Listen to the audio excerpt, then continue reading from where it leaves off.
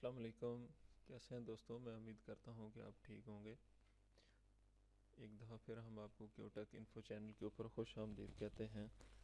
दोस्तों, आज की इस वीडियो में हम देखेंगे कि किस तरह हम यूएसबी के साथ लिनक्स का उबंटू ऑपरेटिंग सिस्टम बड़ी आसानी के साथ हम इंस्टॉल कर सकते हैं। तो कोशिश करूँगा आपको स्टेप बाय स्टेप और बड़े इजी तरीके से आपको ये चीज़ सारी जो है गाइड करूँ। तो चलें हम इसको स्टार्ट करते हैं। उसके लिए सबसे पहले आपने आना है अपने ब्राउज़र के ऊपर और यहाँ पे आपने ubuntu.com ये वेबसाइट खोलनी है और यहाँ पे आपने डाउनलोड सेक्शन में आ जाना है और यहाँ से आपने ubuntu का लेटेस्ट जो वर्जन चल रहा है 20.04 LTS, तो इसको आपने यहाँ से डाउनलोड कर देना है। आप इसको जैसे ही क्लिक करेंगे तो आपके पास डाउनलोडिंग शुरू हो जाएगी। जब आपके पास ये ISO इमेज डाउनलोड कंप्लीट हो जाए तो उसके बाद आपने गूगल के अंदर सर्च करना है यहाँ पे UNet boot in, यानी इस इमेज को हम पहले जो है अपनी USB के अंदर राइट करेंगे और फिर हम उस USB से इसको इंस्टॉल करेंगे। तो इस सॉफ्टवेयर को आपने यहाँ पे गूगल पे सर्च करेंगे तो इस तरह ये इसकी वेबसाइट आपके पास आ जाएगी। तो आपने यहाँ से जो है वो विंडोज़ के लिए है, इसको आपने डाउनलोड कर लेना है। तो मैंने दोनों चीज़ें ऑलरेडी डाउनलोड कर रखी हैं, तो हम इसको स्टार्ट करते हैं।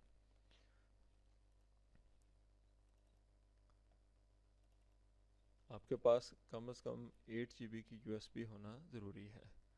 तो उसके लिए सबसे पहले इस एप्लीकेशन को हम रन करेंगे, यूनेट बूट इन को।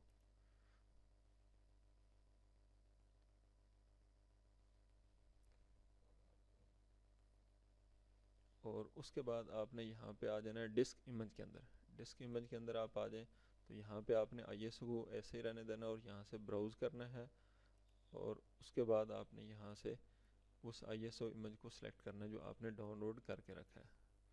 तो मैंने ये रखा हुआ है ये, और इसको आप ओपन करें और उसके बाद आपकी USB आप चेक कर सकते हैं, यहाँ USB टैब है और जो ड्राइव आपने आपके साथ आपने रिमूवेबल डिस्क जो लगाई है उस ड्राइव का लेटर को ये ऑटोमेटिक डिटेक्ट कर लेगा। अगर आपने एक से ज़्यादा USB लगा रखी है तो फिर तब आपने उसको सिलेक्ट कर लेना है, अदरवाइज़ ये खुद ब खुद उसको डिटेक्ट कर लेता है।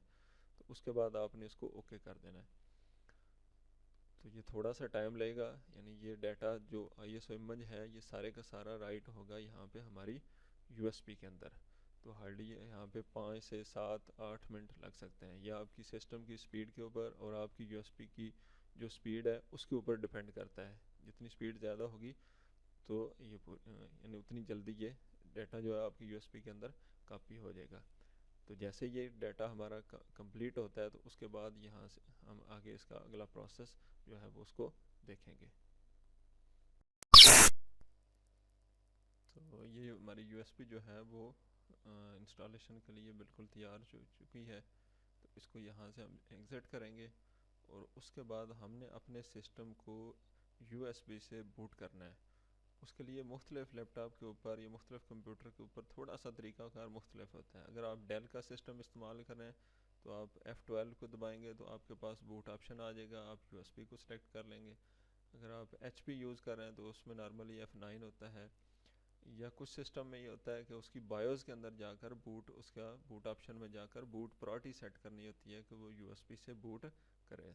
तो ये चीज़ आपने अपने सिस्टम के हिसाब से उसको देख लेना है। तो यहाँ पे हम इसको एग्ज़िट करते हैं और इसको बंद करते हैं और उसके बाद हमने अपने कंप्यूटर को रीस्टार्ट कर देना है।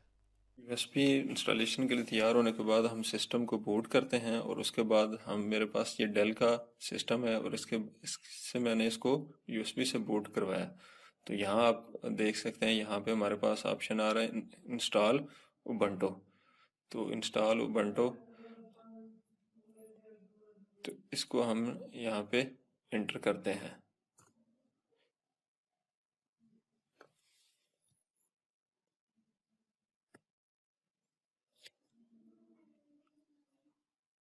थोड़ा सा टाइम लगेगा और उसके बाद जो है वो ये स्टार्ट हो जाएगा।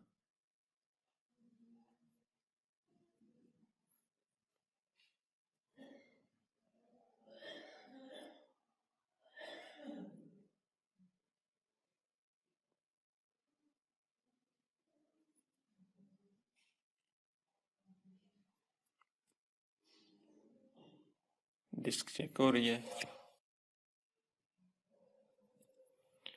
ये डिस्क चेकिंग होने के बाद जो है वो आगे स्टार्ट हो रहा है।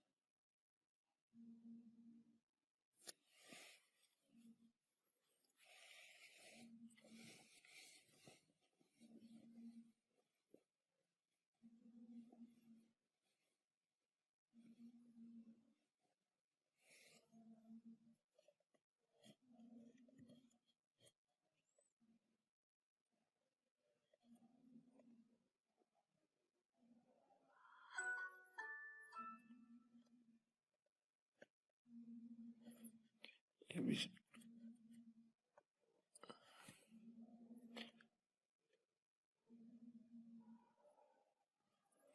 यहाँ यहाँ हम लैंग्वेज जो है उसको सिलेक्ट करेंगे। अब इंग्लिश लैंग्वेज है।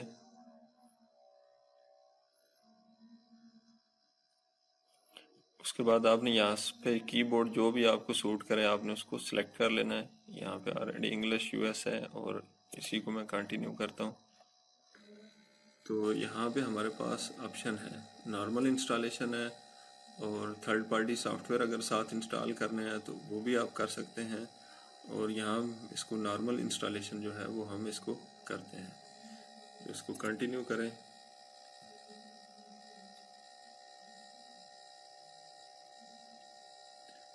अगर आपने थर्ड पार्टी सॉफ्टवेयर इंस्टॉल करना है तो आपने अपने सिस्टम को इंटरनेट की एक्सेस आपने दे देनी है। हमारे पास 3 ऑप्शन आ रहे हैं। उसमें यह है कि अगर आपके पास ऑलरेडी कोई ऑपरेटिंग सिस्टम इंस्टॉल है कोई डेबियन का, तो आप पहले नंबर पर सिलेक्ट करें। और अगर आप अपनी पूरी हार्ड डिस्क को फॉर्मेट करना चाहते हैं और उसमें विंडो को इंस्टॉल करना चाहते हैं तो आप सेकंड नंबर पे करें। और अगर आपके पास कुछ पार्टीशनें ऑलरेडी बनी हुई हैं आपकी हार्ड ड्राइव के अंदर और आप उनको नहीं छेड़ना चाहते तो आप यहाँ पे आकर यहाँ पे मैनेज करें। तो यहाँ जो मैनेजमेंट ज़्यादा इसकी ज़रूरत पड़ती है। अगर आपको आपकी हार्ड डिस्क में कुछ नहीं तो आप ये सेकंड नंबर करें, फिर आपको कुछ भी नहीं करना पड़ेगा। और अगर आप खुद सारी मैनुअल पार्टीशन सेटिंग बनाना चाहते हैं तो आप यहाँ पे थर्ड नंबर पे आ जाएं। तो थर्ड नंबर पे आकर आप इसको कंटिन्यू करें। उसके बाद आपके पास ये आपकी हार्ड डिस्क आपके सिस्टम के अंदर एक हार्ड डिस्क है वो आपको यहाँ पे शो हो चुकी है। तो यहाँ पूरी पार्टीशन अगर बनानी पड़े तो उसका तरीकाकार क्या है वो भी साथ साथ समझ लेते हैं। तो यहाँ पे हम इसको टोटल जो है वो डिलीट कर देते हैं। तो ये टोटल हमारे पास हमारी हार्ड डिस्क आ चुकी है। तो यहाँ से आप प्लस साइन को क्लिक करें और यहाँ पे आप पार्टीशन बनाएं। तो नॉर्मली सबसे पहले जो पार्टीशन बनाई जाती है वो स्वैप की पार्टीशन होती है। स्वैप की पार्टीशन ये है कि अगर आप जब आपके सिस्टम की रैम जो है ना वो कम होगी तो ऐसी इन सूरत में यह है कि आपकी जो स्वैप पार्टीशन होती है वो ऐसे रैम काम करती है। तो यहाँ पे आपने स्वैप एरिया सेलेक्ट कर लेना है और यहाँ से आप अपने सिस्टम की आप 4 GB कर लें या 8 GB कर लें। तो यहाँ हम 8 GB यानी 8000 MB अगर हम कर लेते हैं यहाँ पे तो ये तकरीबन हमारी 8 GB जो है वो स्वैप हो जाएगी। स्वैप एरिया होगा जो हमारी ऐसे रैम जो है वो काम करेगी। तो इसको हम बनाकर उसको ओके कर देते हैं। उसके बाद ये हमारे पास बाकी स्पेस बन चुका है। अगर आप इसमें मज़ीद पार्टीशन बनाना चाहते हैं तो इसको प्लस अगर तो आप इसके अंदर मज़ीद पार्टीशन बनाना चाहते हैं तो यहाँ से आप इसका साइज़ जो है ना वो चेंज कर दें।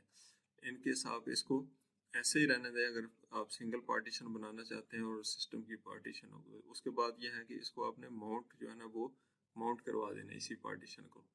तो यहाँ पे जो है ext4 जो है ये लिनक्स का यानी पार्टीशन सिस्टम होता है और यहाँ से आपने इसको माउंट कर देना है और ये माउंट का पहला साइन आपको नज़र आ रहा है। तो ये आपने इसको इस तरह सेट कर देना है। उसके बाद आपने इसको ओके करना है।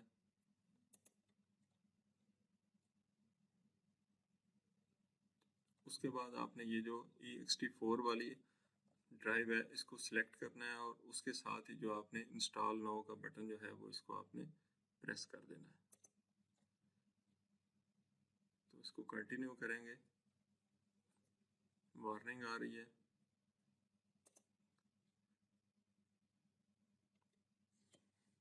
तो यहाँ से हम कोई भी जो हमारा कंट्री है उसकी टाइम जो है ना उसको हम सिलेक्ट कर लेंगे।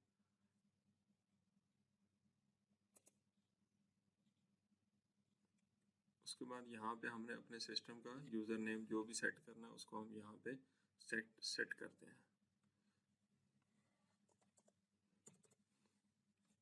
उसके बाद आपने यहाँ पे इसका पासवर्ड सेट करना है। जो भी आप पासवर्ड सेट करना चाहते हैं आप कर सकते हैं।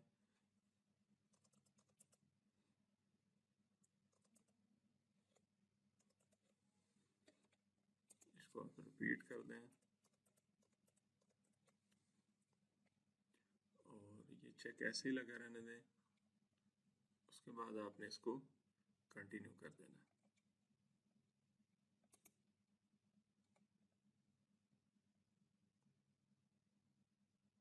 तो यहाँ पे डाटा कॉपी होना शुरू हो गया, यानी फाइनल इंस्टॉलेशन जो है वो हमारा प्रोसेस शुरू हो चुका है। जैसे ये प्रोसेस पूरा हो जाएगा तो हमारी उबंटू जो है वो तैयार हो जाएगी काम करने के लिए। ये थोड़ा सा टाइम लगना है यहाँ पे। ये सारी चीज़ें सिस्टम के ऊपर डिपेंडेड होती हैं। आपके सिस्टम की पावर क्या है, उसकी रैम कितनी है, उसका सीपीयू कितना है, आपकी यूएसबी जो आपने लगाई है उसकी स्पीड कितनी है, ये सारी चीज़ें डिपेंडेड होती हैं इन चीज़ों के ऊपर। जितनी ज़्यादा स्पीड वाली चीज़ें होंगी आपका हार्डवेयर जितना अच्छा होगा उतनी टाइम यहाँ पे कम लगना है। तो यहाँ पे हम वेट करते हैं।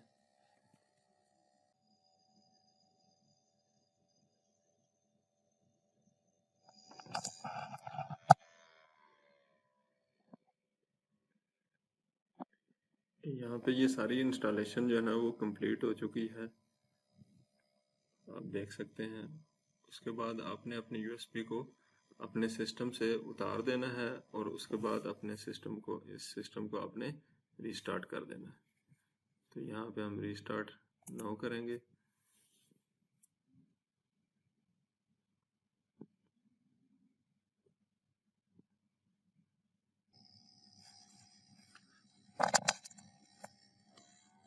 तो अभी हम देख सकते हैं हमारा सिस्टम जो है वो रीस्टार्ट होकर आ गया है। तो यहाँ पे हम अपना पासवर्ड देंगे।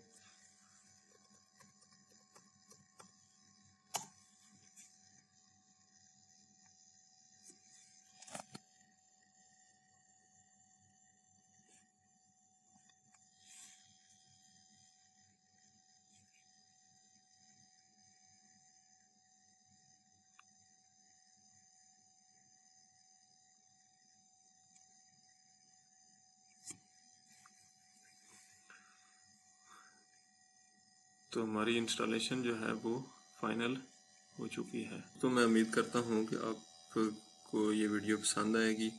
अगर आपको कोई मुश्किल हो तो आप वीडियो के ऊपर कमेंट करें, मैं आपकी रहनुमाई करूँगा। तो वीडियो को लाइक करें, शेयर करें और इसको एंजॉय करें। Thank you very much.